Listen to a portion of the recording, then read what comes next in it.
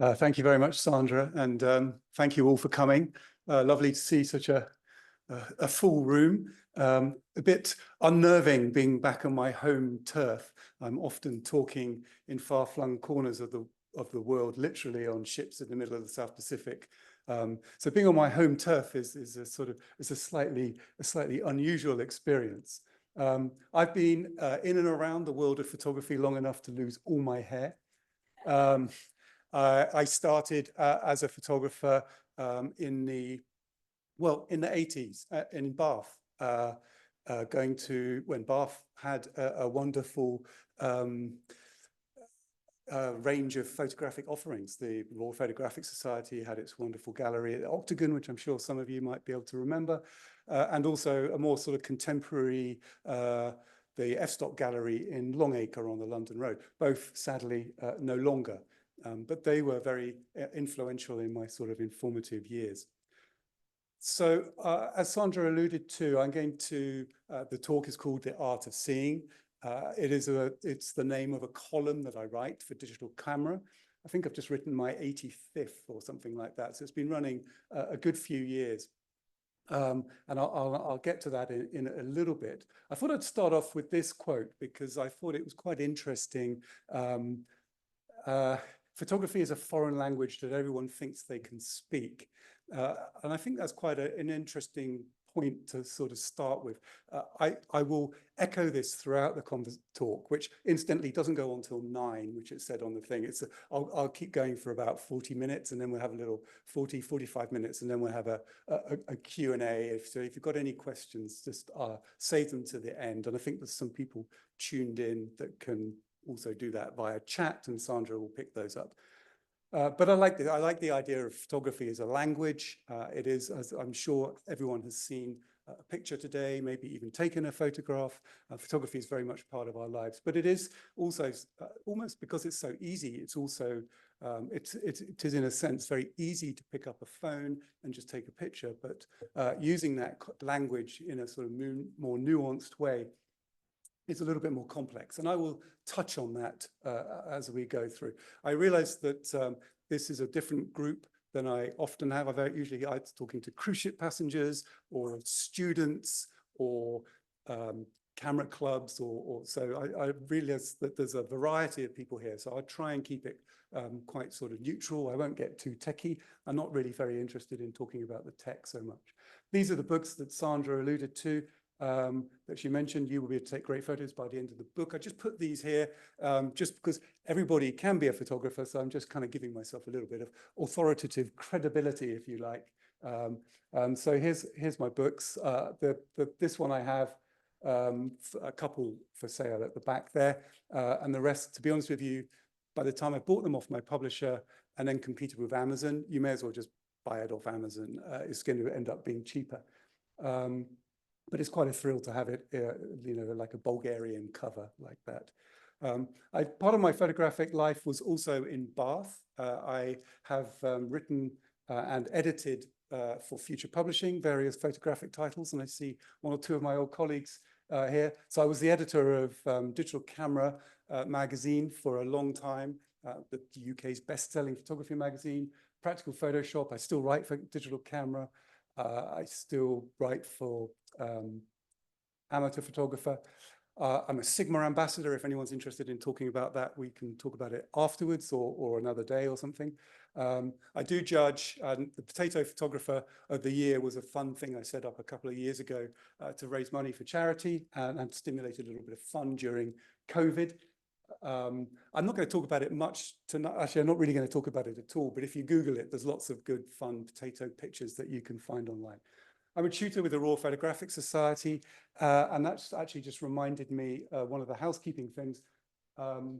Brisley are kind of thinking about maybe running some photographic workshops. So I'm going to start this here. If I could just pass it around. If you were interested in doing a photography workshop here, it would be sort of small, 10 people or something like that, then that's just an expression of interest. You're not committing to it anyway, but it would just give the office people a sense of whether it's something that you might want to do. And of course, Sandra Higgins, art. Sandra represents me online. Hopefully we're going to have a vibrant career selling pictures. I have some merch at the back. So if anyone wants to buy some prints, they're sort of legacy prints from old stock. So they're going at a bargain price, and some other bits and bobs. Anyway, let's get into looking at some images. My clickers work. Here's just some of the column that I've been writing, some spreads from the column. And I'm going to take us on a little journey, highlighting some things that I think are interesting to consider when you're making your own photographs, or even if you're not making your own photographs, but even when you're just out and about in the world and looking and seeing. I've got a little video. One of the questions I find hardest to answer is when someone says, what kind of photographer are you? And, people are looking for a landscape photographer or a travel photographer or a portrait photographer or whatever. I never quite know how to answer that. So I'll play this little video and see what you think.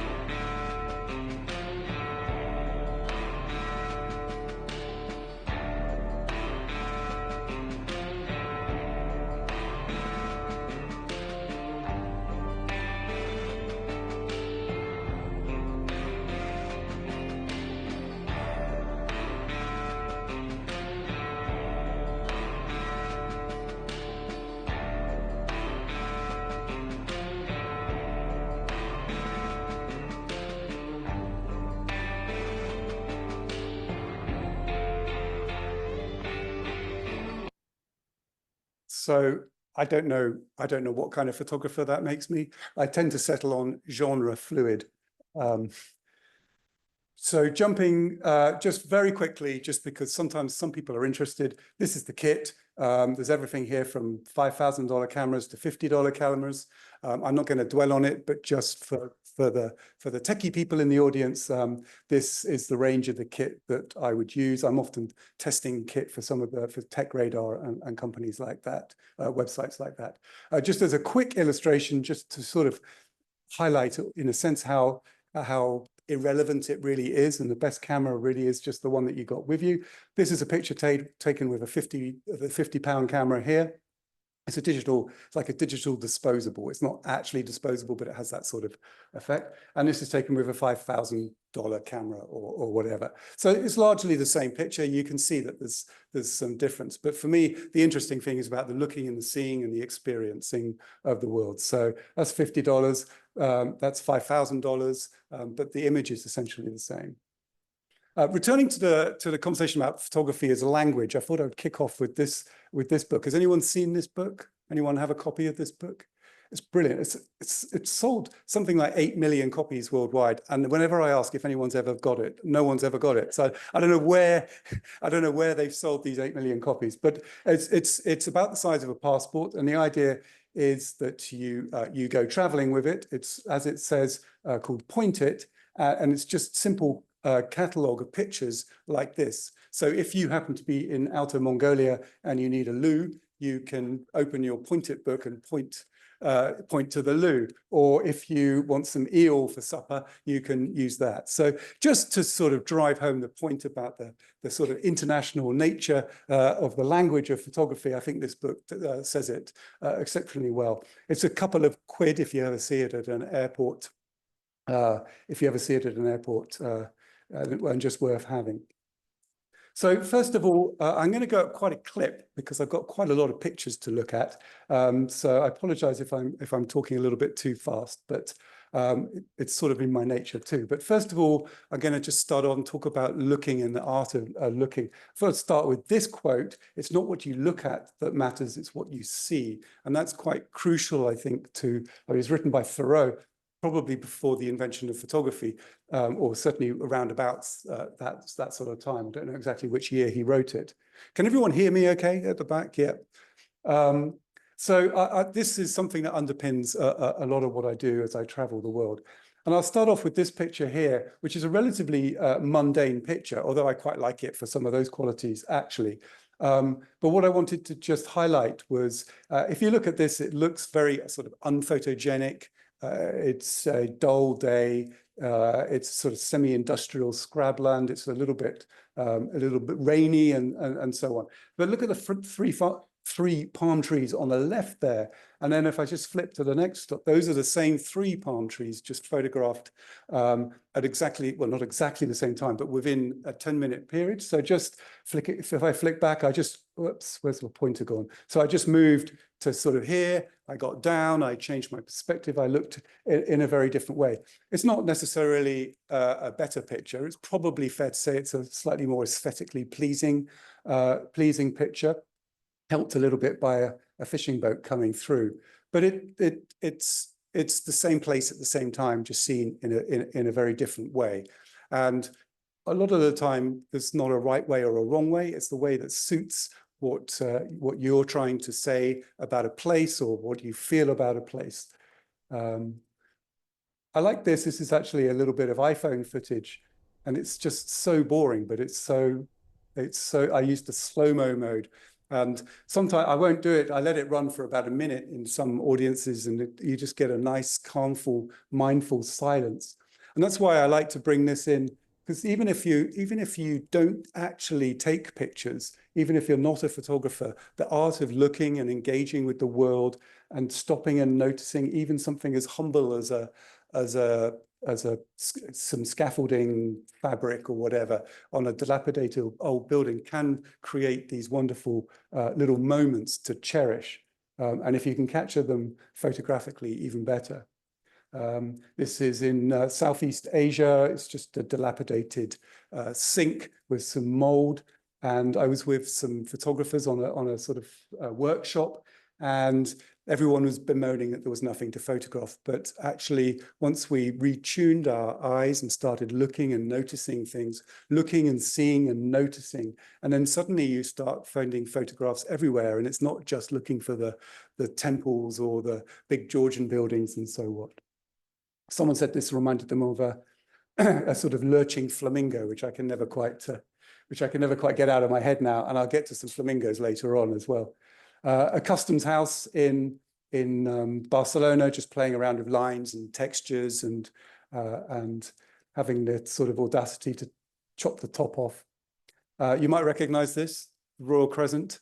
And another way of, I suppose I should have asked, did you recognize it as the Royal Crescent? Because it's the Royal Crescent from the scene. You know, most people will go and photograph the Royal Crescent from here, but actually I really like it from this angle. This is #1, the Royal Crescent from the street to the side. I can't remember what it's called off the top of my head. And just playing with little things like the negative space, which I like to do, thinking about that sort of graphic qualities of pictures. I also get a lot of little sort of micro obsessions. And this started with this picture here. It's a covered motorbike in Costa Rica. And it just struck me, you know, as I was walking around, looking and noticing and what have you. And I reframed it, and it's so easy to just ignore and not see a covered motorbike. But almost in the spirit of Marcel Duchamp's ready-mades and the famous fountain, the urinal from I think 1927, 5, around that sort of time, when he sort of signed a urinal and acknowledged it. In a sense, I'm doing the same with a covered motorbike. I quite like the sculptural presence it had in the street. And then I start photographing and then start looking and seeing and noticing covered motorbikes everywhere. So that's a little sort of obsession that I have. And I think they look wonderfully sort of sculptural. So as I'm walking around, I have a lot of these little micro collections that whoops. Okay, and here's another one, just illustrating the same point. I thought I'd just share this very quickly. It's just sort of a 30-second thing, and I'll just talk over it. It just gives a picture of the way that I work. You know, usually, even in Bora Bora, focusing on a air conditioning vent, and I just tend to wander around various ports.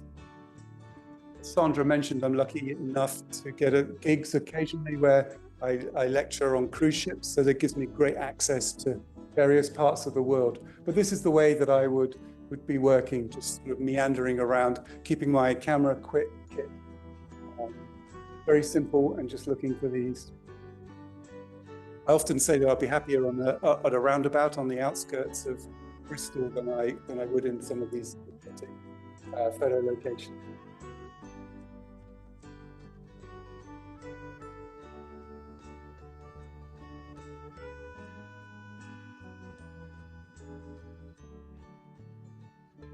So thank you to Kirsten for filming those when we were on a trip. Storytelling, of course, going back to the idea of photography as a language and telling stories and using photography to communicate stories. This is the Cobb, the famous Cobb in Lyme Regis, and I thought I'd just highlight this picture because the next picture, a little bit like the palm trees in Costa Rica, this was taken at the same time, same place. They just tell a very different story. Personally, I actually prefer the picture. This picture it appeals to my aesthetic more than this picture. This is sort of classic, you know, from my time in consumer photography magazines. This is a sort of classic approach, a long exposure, a sort of dramatic, moody shot, but I actually prefer this one. Compositionally, they're very similar, but they tell very different stories. This is in North Wales, and I like the story that this tells, but it's also a little bit of a lie. And of course, the truthfulness of photography is at the forefront of a lot of conversations at the moment with AI, but it's in fact been around for the truthfulness has been around for donkey's years. So I think you could be forgiven for thinking that this is taken in the middle of the mountains, in the middle of an epic hike, and it has this sort of mysteriousness, this large foreboding rock in the foreground and the misty background. But actually what you can't see is I was actually standing on the lip of my car on the side of the A5 next to Lyn Ogwyn and just straining like this to try desperately not to get any evidence of a road or anything like that. So the story here is very different, and it just goes to show how you can use composition and design to include or not include certain parts of your frame. I quite like the idea of making mysterious little novellas as well. A hand on a ship here, and this I don't really know what the story is here, but I like the way that it maybe suggests some ingredients. Likewise, you can see I've just used a slightly long exposure, and the figure here of Kirsten in a hotel room in Heathrow Airport just tells us. I quite liked. I was drawn initially to the contrast in the color from the inside and the outside in a sort of Hopper-esque way. And in fact, irritatingly at the time, Kirsten got up and walked out of the shot halfway through a long exposure. But actually what I quite liked on retrospect was the ghost-like figure it made, because it was a 30-second exposure. So she was maybe in it for 10 seconds and not in it for 20 seconds. And actually the nature of a hotel room in Heathrow and that sort of transitory presence just spoke to that quite well. And, you know, thinking of photography as a language, you know, there's, as you learn to write with the written word and express yourself, you learn to spell, you learn grammar and so on. The same, and then you choose to write your words. You can choose to write, you know, academic papers, poetry. You can be a journalist or a novelist. So how you use those words is very different. And it's the same with photography. You learn the language of photography, and then you can use it in myriad different ways. So the dead bird just was a sort of maybe a poem to something. This is the project that Sandra mentioned earlier on. This was the Robert Bevan painting, The Hay Harvest. He's one of the Camden Group artists, and Sandra invited me and some other artists were asked to respond in their various disciplines to various paintings from the Camden Group, and this is the one that I had, and this was my response, you know, 100 or so years later. So very different and not quite as romantic as Bevan's Hay Harvest, but still speaking to my interpretation of the place. I like the story behind this picture. This is passengers viewing a glacier in Alaska. Most of the passengers were trying to get this shot here, which is kind of stunning in a way, but it's also the same picture that probably 1,000 people got. Whereas I quite like the picture that's told in this story, where we have the it maybe tells more of humanity's relationship with nature. I like the idea of the image in 3/3, if you like, with the glacier in the top, the humans in the middle, and then the wet sort of puddle. And it's almost as if the humans are melting, the glacier is melting through the humans. I often call on a photographer that I greatly admire, Robert Adams, who wrote about the three ingredients, if you like, for a good photograph being geography, autobiography, and metaphor. So, in this sense, the geography would be, this is is how you read the picture, the sort of descriptiveness of it. So this is a glacier, with some cruise ship passengers. The autobiography might be how I felt about being there, taking an existential, a literal and existential step back and looking at what's happening, almost the absurdity of what's happening, and then metaphorically how that could be a reflection of humanity's relationship with nature, and so on. And likewise, responding to wildlife photography up in Alaska, where I was, the kind of go-to picture is a moose in the sunset, or a salmon being scooped out of a waterfall by a bear. But actually, this rug in a shop with the $2,995 price tag, for me, spoke. It's not the pretty picture that you would necessarily want to put on your wall, but it spoke again to our relationship with humanity and nature. Whoops. And then the little pieces of work like that then become form into little sort of micro stories that sometimes live in magazines or books or online. This was a story that I imagined in Tokyo. I took this picture on a Sigma press trip, and I was bored in COVID, so I colored it in, seeing how I could get my iPad to work. And then I really liked how when I zoomed in and did screenshots, and it got really gritty and grainy, and I like that saturated color. And I did a little zine of that, which you can have a look at the end if you want. So I just kind of like this way. And I imagine these stories all going on almost in a sort of Hitchcockian voyeuristic way, looking in on Tokyo there. And I also like the way the color, if I just go back, how the color sort of gets more pastel-like as you kind of go through the picture. So timing is another essential ingredient in photography. I always think a good photograph, regardless of what equipment's used, regardless of whether you're using a smartphone or a big fancy camera, the three things that sort of transcend what equipment are timing, lighting, and composition. So I'm just going to really quickly touch on those. So timing, of course, is the moment that you press the shutter. And I think this is one of the really interesting things about photography, is just capturing that single moment, unlike film. So this is an old chap on his mobility scooter in Costa Rica, and I just kind of like the moment there. It's not a high action shot, but just to give you a sense, this is the shots leading up to it, and then the couple of shots afterwards. And you can just see that compositionally, this is the one where it works. And building the story into that too, I like the idea that it feels like he's almost being chased by these shrubs. A dog catching a stick in Alaska. And then time can be also captured in a different way. So this is a 30-second, so this is a 5,000th of a second or something like that, something a 1,000th of a second, something super fast capturing a split second, whereas this is 30 seconds long, so capturing the passage of time in a slightly different way. Again, using the language of photography to describe describe a feeling or whatever. So light, I'm not going to dwell on these very long, but this is Gaudi's gardens in Barcelona, and I just wanted to get a sense of the sort of organicness of it, and where maybe Gaudi got his inspiration from more than actually photographing the buildings, and photographing into the light and having it spill into the frame, which, if you want to sound fancy, can be called contre-jour. And actually, I did this when I went down to photograph with Sandra down in the Blackdown Hills. So a very different type of photograph. I like photographing using my car as a framing device, and I have a whole bunch of these, which is a complete rip-off of an American photographer called Lee Friedlander, who I highly recommend you look at. And I resisted doing it for years, but actually I just can't help myself now, so credit to him.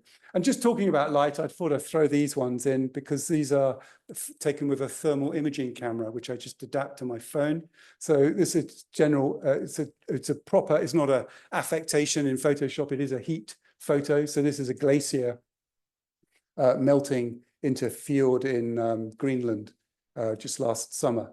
So it's just quite interesting to see that the rock is quite warm there and the glacier melting in. These are some pictures I just took. I just let it run. It's just a quick little slide. These are some that I took thinking about light with the cheap camera. This is just with the little $50 camera. It kind of worked quite well with this subject matter. Sometimes I record stuff too. So this is street sounds. Again, photographing a shadow is not a particularly original idea, but again, I couldn't help myself. And it suited the cheapness of the camera quite well. The aesthetic worked. And camera vision is a phrase I think that was attributed to Moholy Nagy, one of the Bauhaus, or very connected with the Bauhaus. And I like this idea of camera vision and learning to look in the same way that your camera does. So I have another couple of pictures here, which I think speak to that. So this is just outside my old apartment's window. These are the trees in Laura Place, actually. So I was just sitting at my desk and I noticed the rain. And so this picture is taken with a flash gun. So it's frozen. These dots here are specks of rain, and the flash has captured that. So thinking of Moholy Nagy and how he talks about camera vision, this is a very mechanical way of looking. We couldn't see like this with our naked eye. You couldn't really paint this very easily because you couldn't see it. So it's a very sort of mechanical, a very mechanical photograph. So it's using, I think, that camera vision, which is something I think is quite useful to take into account. And this was taken at the same time as well. So using a slower shutter speed has got that sort of sense of movement. And just deliberately over flashing here. This is Portmeirion in North Wales, which I've often tried to photograph because I find it quite sort of a surreal place, slightly ruined by pesky tourists. But I could never photograph it without it looking like a twee sort of postcard shot. But actually, when I over flashed this statue, it had that sort of surreal quality. And I don't know if you can see it, but there are some little cobwebs there, which I quite like. Okay. So now just going to shift gear a little bit and just talk about, I got sort of like 4 projects, which I'm just going to whiz through quite quickly. But 4 projects which are more in line with sort of where I am with my practice, if you like, at the moment. First of all, I just thought I'd share with you some pictures of pictures I've been making, some portraits that I've been making when I travel. And this is an area that's just starting to interest me a little bit more. And I'm kind of beginning to develop a little bit of an aesthetic, and this is from everywhere from Mozambique to Greenland. But one of the joys of traveling for me, even whether it's close to home or far-flung corners of the world, is meeting people, and I'm really beginning to sort of expand those portraits. Actually, this is actually from 20 years ago. These are the oldest. Pretty much everything you've seen. Everything you will see is everything you're going to see henceforth is sort of like probably less than 2 years old. Everything you've seen is there's nothing more than 5 years old apart from these, which were taken in Miami when I lived there in the late 90s, early 2000s. And these were just street portraits that I just made by approaching people on the street. And I used film and made very large prints to go in a gallery in Florida. This was a chap I saw in Bora Bora. And it's quite interesting because sometimes you see a potentially interesting person to photograph and it can be a little bit intimidating to go and ask if you can take their picture. And so we were in Bora Bora and I walked past this guy and I kind of thought, well, he was probably the local Bora Borian head of some gang or something like that, with his muscles and his tattoos, and he's looking quite cool. But I really liked the way he was sitting in his bus shelter with these drawings on the back. And I didn't quite have the courage to ask if I could take his picture. And I don't like being sneaky. I like to have some engagement. I like to find people's name. I like to give some contact details so I can share a picture and so on. So anyway, I walked past, I didn't take the picture, and I thought, I'm going to really regret this. So I walked back and I said, excuse me, can I take your picture? And he very graciously said yes. And of course, most of the time people go like that. And so he did all that. And then I said, actually, could you just go on your phone again? So there's a little bit of direction.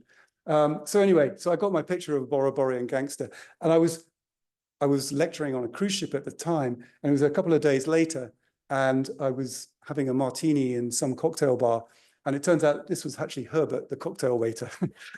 He was just having a break, and I just was like, hang on, I've seen you before. You're the Boroborian gangster that I was too scared to ask. So it's always good to ask. This is another character I met on my travels. This guy's called Marty.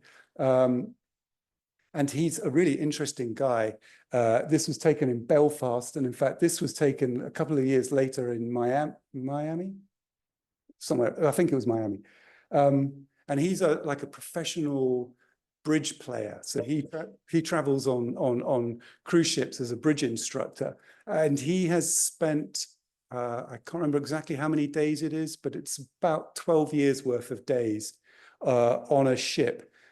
He's quite eccentric, but a delightfully sort of interesting person. So I always wonder when I'm next going to bump into Marty somewhere on the high seas. Chap in Iceland turned out to have a little bar around the corner, so I shared a few beers with him later. Mozambique, Durban a couple of weeks ago, Barbados. Jose in Costa Rica. So this was just after COVID. It was like just when cruises had started. So I like the sense of isolation and the umbrella and the mask. And this is just the side of the ship in the background. But I quite like that the composition and the way it spoke to that. And such is the weirdness of my sort of existence traveling with these cruise ships that I actually ended up finding myself back on the same port 2 years later. And in fact, I put well, Jose was in the article, but he was also in my book.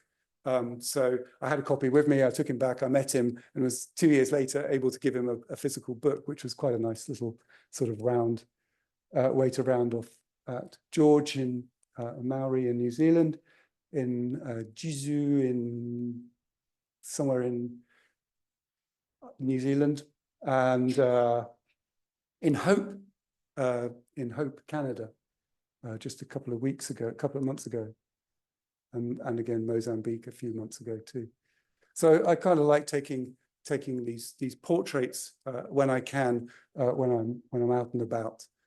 I'm going to start working with doing pictures of tourists in Bath too, which is part of another project I'm going to work on. Another thing that I do when I travel is I take photographs of trees. I like lone trees, and I adopt a very different sort of aesthetic. So these are all black and white. I frame them all in a very similar way. And I look for trees that are typically in a sort of urban or semi sort of industrial area, in an urban area, and usually isolated. They're very much sort of in the style of the new topographics, which is an interesting movement of photography. There was a seminal exhibition in the 1970s called the New Topographics. And in fact, Robert Adams, who I mentioned earlier with the geography, autobiography, and metaphor, he was what he is or was one of the new topographics.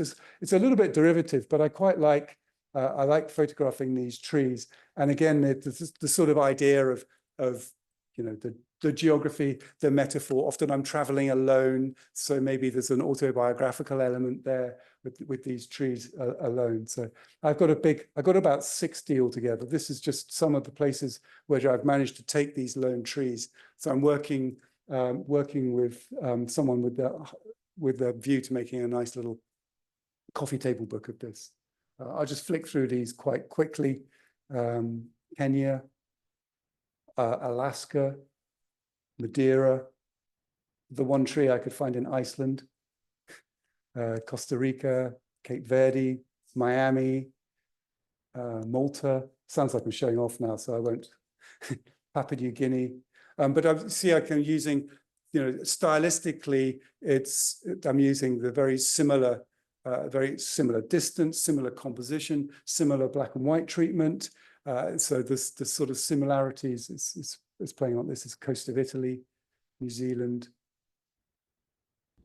And this is just a little background for it. Just basically just to sort of just to pull back and just show a little bit of the way I work, and also the kind of places where I'm absolutely happiest. So often it's somewhere really sort of mundane, just places like this, looking out all the time for lone trees or interesting people or covered motorbikes. The list goes on of all these little micro obsessions that I have. But hopefully that'll make a nice little book. So keep your eyes peeled for that. I'll probably do a Kickstarter for that sometime next year. Okay, so I'm just quickly going to go over by five minutes. Dancing flamingos, just to change the tune to a little bit more colorful. This is really just a bit of gratuitous fun, playing around with AI. So what I've been doing is, is my clicker gone? I've been been using Photoshop with the generative fill and making a selection and just asking it to add a dancing flamingo. So I use the same prompt, add a dancing flamingo. And what I like at the moment is the way that it does it so badly. Often you end up with, you know, three-legged, two-headed, weird mutations and things like that. And I love them. I find them quite surreal. My fear, I suppose, my creative fear is that, you know, AI very, very quickly will become so good that it will do it perfectly, and then this will be this is a short moment in computing and photographic history where I think I can make a whole bunch of these. I quite like this. I don't know if you can read that. It says Divine Mercy Chapel, which I thought was quite ironic. So I'm just putting these just in front, but it does some things really badly and it does some things really well. So obviously it's got a flamingo here with 4 legs, but it's picked up on the fact that I used a flash and the lighting was, so the shadow that it's done is very appropriate. So it's very clever. Going down, continuing with the AI, I just got ChatGPT to, in the style of Orwell, to describe a dancing flamingo. So in the far-flung corners of the world, mutated flamingos, misshapen yet elegant, strangely elegant, and you can read the rest. But it's just quite fun to play around with all these layers of AI. Some of them are just fantastic. I don't know. I mean, I was just like, when that came up, I was just like, wow, that's gold. I love that. But it's matched the lighting. So, you know, that lighting coming in from the background was how it was. You can see here, this is in Tokyo, the sort of the flash. It's just got the shadow really well. The Orkney Islands. Oh, outside this building. What's my clicker doing? Anyway, so you can see I've kind of got quite obsessed with these two. It's quite a good way to procrastinate, is just find some pictures and just say, add a dancing flamingo. Oh, that was my dancing flamingo in Tokyo. I also got ChatGPT to write a short poem about a dancing flamingo in Tokyo. And then I got another AI vocal bot to speak it. In the heart of Tokyo, amidst the urban rhythm, a flamboyant dancer emerges, gracefully poised. A flamingo glides across the tarmac, its vibrant plumage a mesmerizing spectacle. Nature's artistry meets the city's vibrant energy, captivating all who witness this enchanting ballet. So it's a little bit tongue-in-cheek, but it's quite good fun. And it's even more fun when you're in the middle of nowhere in Iceland and you find an article that you wrote in a newsagent. Just two last little bodies of work to just whiz through super quickly. One is Great Expectations, which is where I'm going to turn my camera on Bath a little bit, so you might see some activity here. I do a couple of things. I'm actually currently a postgraduate student at Falmouth, doing a master's in photography, and actually also an undergraduate lecturer at Nottingham and Trent. I can confirm I had an email about an hour ago. So I'm slipping into a little bit of education there. So my final research project with my master's is around tourism, around I'm obviously leveraging some of the work that I do with the cruise ships, and the whole idea around the sort of expectations. I'm using the sociologist John Ury, if anyone's heard of him, who's done a lot of stuff around he has a book called The Tourist Gaze. But this is in Norway, and I just love this is obviously the expectation that's been sold on the back of this coach tour, promising some, and you can there's just enough of a hint to see a couple of tourists, a bit in the style of Martin Parr, the good photographer from Bristol. If you're ever in Bristol, the Martin Parr Foundation is worth looking at. This would probably be argued to be a little bit derivative of his work, but I love the costumes that they're wearing.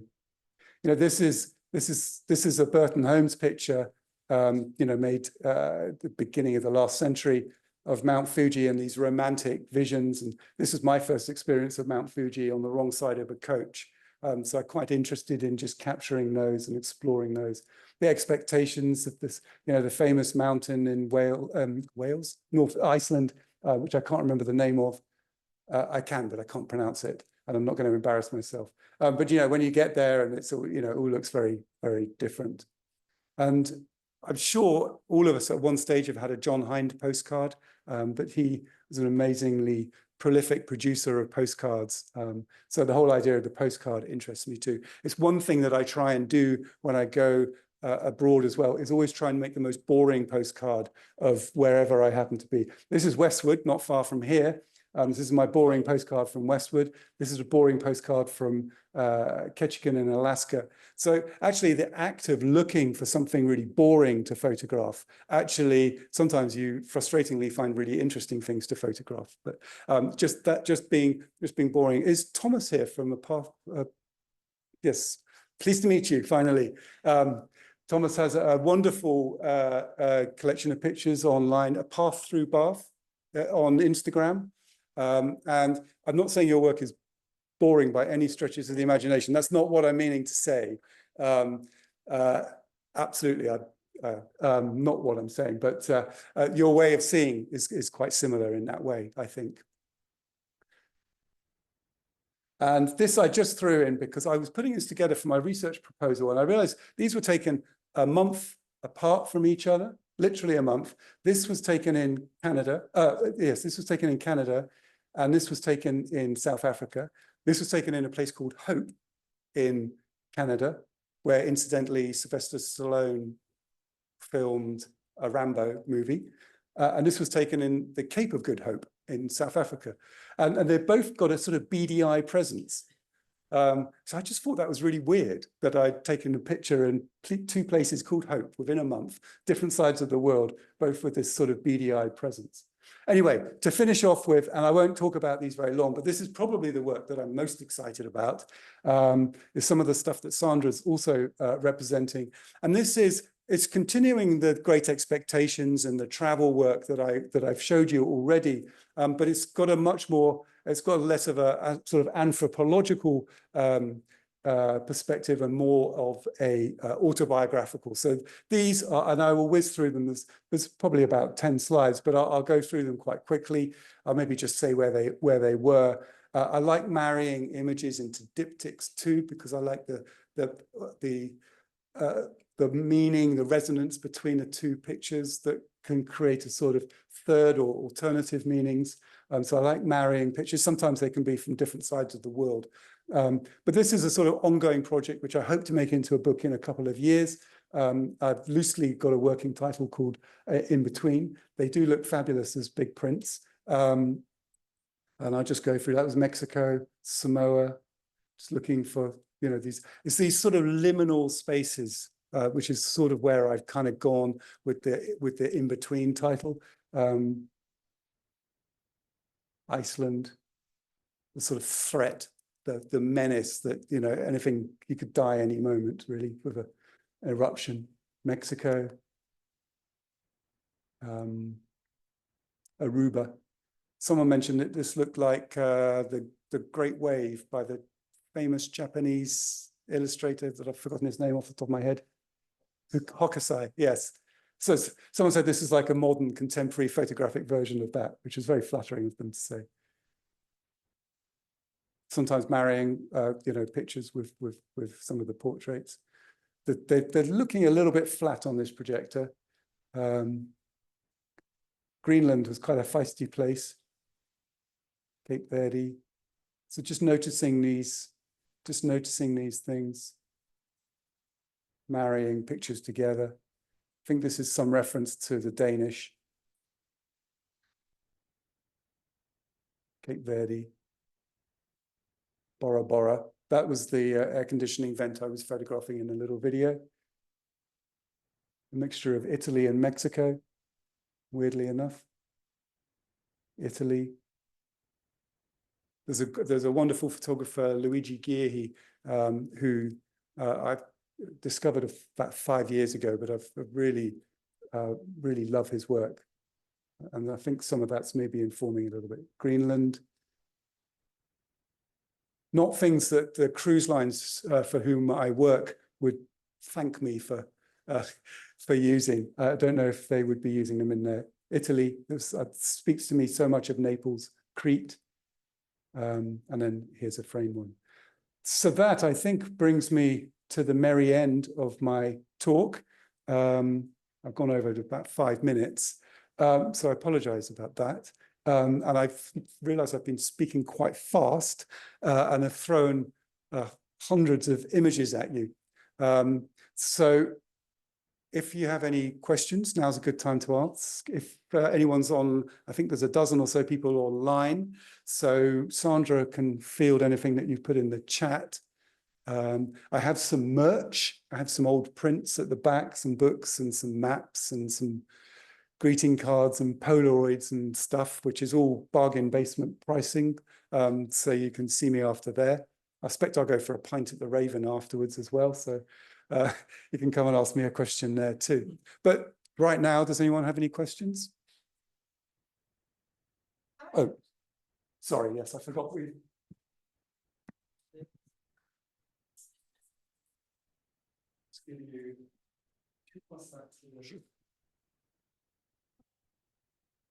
I think the mic's important so that the people online can hear.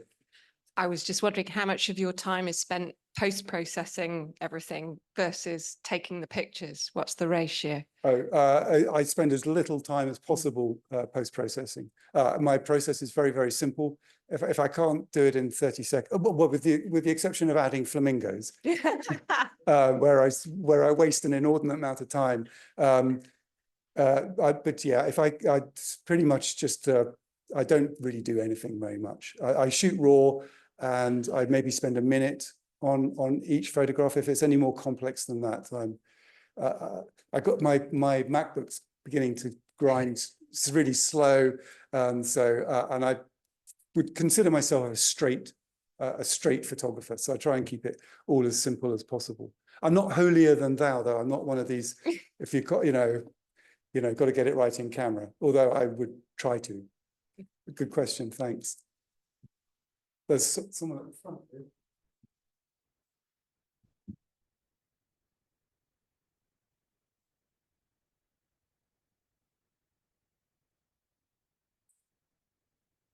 A lot of your pictures seem to be concerned with quite dark subjects, death, poverty, decay, entropy. And I wondered what you were trying to say. I don't know whether you accept that, but obviously, there are a lot of images there which are quite dark, I would say. Just wondered whether it was a conscious thing and where it came from and what it means. Yeah, good question. Probably need to think about that. But I definitely don't think that they're coming from a dark place. I think that I like to think of them as being a little bit more celebratory, but in a humble way, looking for beauty in the banal. Sounds a bit hackneyed, but I think that's probably where I am. I do spend a lot of time traveling alone. So there might be a sense of solitude that comes through, possibly, and maybe there's a little bit of cynicism. I do live in this world which is very, you know, the cruise lines I work with are higher end, and they're quite luxurious. So there's quite a disconnect sometimes between, you know, what you see, the whole narrative is so there's maybe a little bit of cynicism there, and you know, a little bit of wanting to kind of get, you know, I'm interested in the sort of homogenization and, you know, the sort of universality of a lot of the places that I go to. I see a lot of places in a very it's a very weird way to travel. So it's not like I go somewhere and I'm working for, you know, a lot of photographers used to go and work on a story for weeks or months. And you can go do an in-depth story, you can follow up on stories, you can meet people, you can do, I mean, I get there at 10 and it's, you know, 9, 8 in the morning and it's back on board by 4, you know, you're freaking out because you don't want to miss the ship. So, you know, so everything is very fleeting. And, you know, initially this really frustrated me because it was fleeting. There was this disconnect with the sort of luxury. There's also a disconnect with the environmental issues, which I won't go into. So there's lots of little conflicting conversations I have, which maybe do come out in the photographs. Don't know. I mean, thank you. It's a good answer. I mean, it's probably the world in which we live. I mean, it's not just you. It's many photographers like Martin Parr, obviously, and yeah, he's looking at consumerism with perhaps that cynical eye and trying to record a reality beyond the sort of marketing, if you like. Yeah. Yeah, so I'm really interested in how, I mean, I go to a lot of these places. I mean, those pictures of Greenland were not how it's marketed on a cruise line. But it's very difficult when you only visit somewhere for a few, you know, there's an expectation that I'm going to show people how to make these photographs when they go there. And I'm like, if it's raining, it's raining. We're here for 4 hours and it's raining. You know, you're not going to get this picture that was on the brochure that sold you the cruise. So I'm quite interested in that, in what's there when you're there, and just reacting to it. And initially I found this really frustrating, but then I realized actually it wasn't just one little fleeting thing. It was when it seemed to becoming a thing, which I've been doing for about 3 years now. And then actually for a couple of years before COVID too. So maybe 5 years in total. It's actually the little bits are becoming greater than some of the parts, if you know what I mean. So as a much bigger project, which is why I'm working it, which is why it's so disparate, in that, you know, you've got pictures of Iceland next to pictures of Bora Bora, but it sort of works, I think, in a way with this sort of unified vision and approach. It's still very much a work in progress, though. Anyone else? Yes. I was just interested in something. Wondered whether you realise that when you publish photo, it then takes on its own life, and somebody looking at the photo may have completely different responses.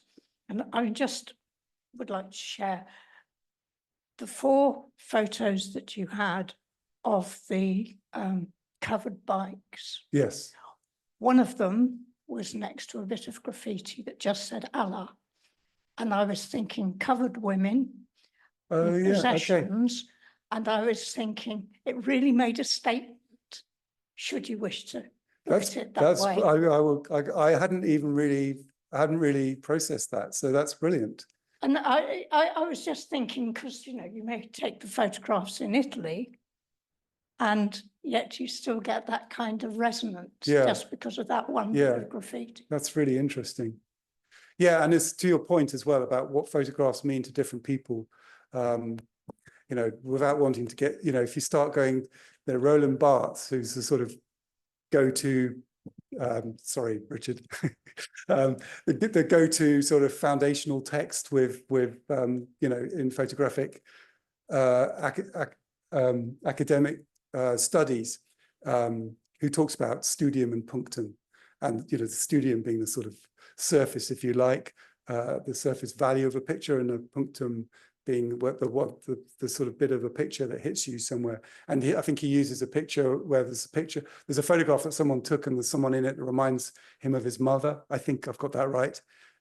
There's no way.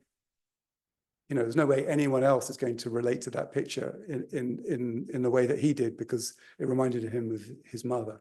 So yeah, once it's out there, it's 50-50 thing. But very good question.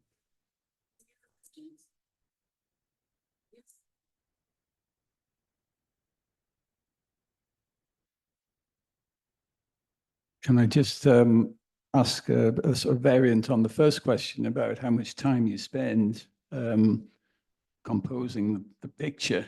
It's just because something I've been doing is going through pictures I've taken on a trip, and I found that, what I was trying to get is just kind of so distant, or just not there, or, it takes a long time to actually, when you see what you've created, what was in the mind, just is not there on the photo. So I just want, how do you do it?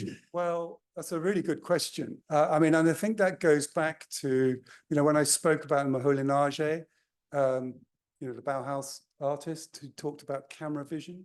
And it's sort of understanding the mechanics of the tools that you're using. So I use a medium format camera, and I more or less just use one lens, one focal length, one fixed lens, So I've been using that for like 6 years, pretty much just the one camera and a one lens. So I know if to get a composition, where I want, say, Sandra to fill the frame in a certain way, I know exactly where I need to stand, just intuitively, just because the tools, just because I've been around, photography since I was 10. So I kind of know where to go and where to stand and what, and I use manual mode, but I just understand. Thankfully, I'm often photographing in places with lots of bright light, which has other problems, but there's certainly no shortage of light. So other than using a little bit of flash, but I very much know what it's going to look like, which also goes to the other question about editing as well. So, it's often, I don't really do very much. It just kind of comes out of the camera, and it's what but it's like all arts. It's just, it's practice. I do find, I don't know where you are on your photographic journey, but I do speak to a lot of camera enthusiasts. And a lot of the time, people are taking pictures just by appointment, but by appointment only. It's like, oh, well, I'm going to go and photograph in the landscape one day a month, which just isn't enough. If you want to become a great landscape photographer or a great whatever photographer, you need to be photographing like all the time. It's just like going to the gym or running. You can't suddenly run a marathon or a half marathon. You need to train, and you need to run 5K, or do your couch to 5K, then do 5K, then do 10, and then you build up and you exercise, and whatever it is, whatever discipline. I think the 10,000 hour rule or whatever that people have talked about. But you also don't need to be put off by the 10,000 hour rule, because there's Jeff Kaufman, I think, does the 20-hour rule, which 20 hours is all you need to get going. So sorry, that's probably a long-winded answer. I'm sure everyone's actually gagging for a pint now.